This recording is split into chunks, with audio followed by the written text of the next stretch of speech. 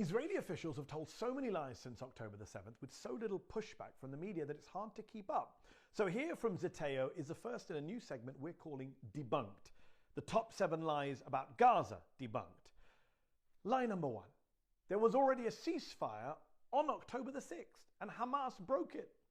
You see it said everywhere by Benjamin Netanyahu, by Hillary Clinton. They all say it, and yet it's completely false. Just 2 weeks before October the 7th, Israeli airstrikes hit Gaza for the 3rd day in a row. And on October the 4th, Gaza Strip protesters received bullet wounds to ankles, medics report. Does that sound like a ceasefire to you? Even over in the occupied West Bank, before Hamas's attack on October the 7th, Israeli forces had already killed a record 234 Palestinians. If there was a ceasefire in place before October the 7th, nobody told the Israeli military. Lie number 2. The priority is freeing the hostages. There's no higher priority, Joe Biden has said.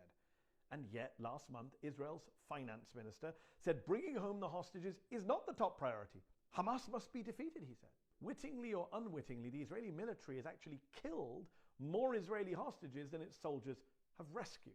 In fact, as one Israeli journalist recently tweeted, citing new reporting from an Israeli news website, 10 hostages were killed by Israeli airstrikes in Gaza, some even as the Israeli military had intel they were residing in the buildings that were targeted. The IDF reportedly killed their own citizens and then lied and said they died in, quote, Hamas captivity. But sure, it's all about the hostages. Lie number 3. 40 beheaded babies. How can we forget the most emotive and most offensive lie of this entire conflict?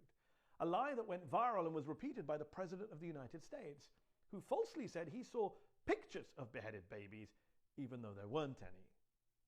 Nor were their babies burned in ovens, as Israeli newspaper Haaretz proved in their investigation. They were all lies. In fact, according to data released by Israel's Social Security Agency, tragically there was one baby killed on October the 7th, 10-month-old Mila Cohen, may her memory be a blessing. But in the interests of facts, she was not beheaded.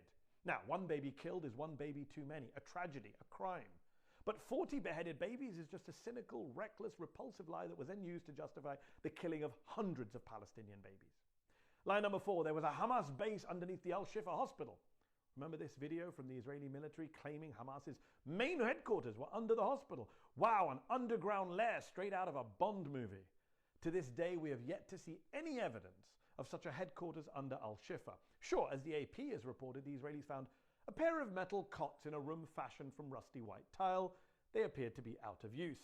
Meanwhile, the Washington Post said the underground rooms found by Israel showed no immediate evidence of military use by Hamas, and Israel has provided no hard evidence that Hamas was using the hospital as a command and control center. The Israeli military lied so that they could attack more hospitals under the same false pretext.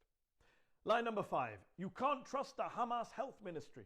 Remember what Israeli spokesman Mark Regev said to me on Peacock back in November? The Gaza Health Ministry says Israel has killed more than 11,000 people in Gaza, including a record number of children. Let me finish my question.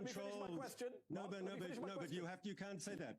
No, but you said you have to say the Hamas-controlled Ministry of Health in Gaza. I don't have to say what you asked me to say. Why mention Hamas-controlled every time? Because you can't trust the health ministry's numbers, right? Except the Israeli military does. The Israeli military has secretly found the Gaza Health Ministry's casualty figures to be reliable and even uses those numbers for its own intelligence briefings. Oh, and the world's most famous medical journal, The Lancet, found no evidence of inflated mortality reporting from the Gaza Ministry of Health. Lie number 6, there is no hunger in Gaza.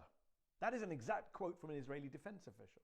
And it's a lie, obviously. Ask the parents of poor Mahmoud Fatou, the 2-month-old baby who starved to death recently in Gaza. According to the World Food Programme, 4 out of 5 of the hungriest people in the world right now are in Gaza. And lie number 7, the Gazans getting killed today elected Hamas. They voted for them. Put aside for one moment the bin Ladenist logic that says if you vote a way I don't like, I get to kill you. It's just not true that Gazans elected Hamas. It's a lie. Half of the population of Gaza are kids under the age of 18. Most of them weren't even born when the last elections in Gaza took place nearly 2 decades ago. And even in those 2006 legislative elections, Hamas didn't win a majority of the votes cast in Gaza. So, again and again, the Israeli government and its supporters in the West tell brazen, shameless lies about the war. And so again and again, we must call out those dangerous and deadly lies, even if others in our media won't.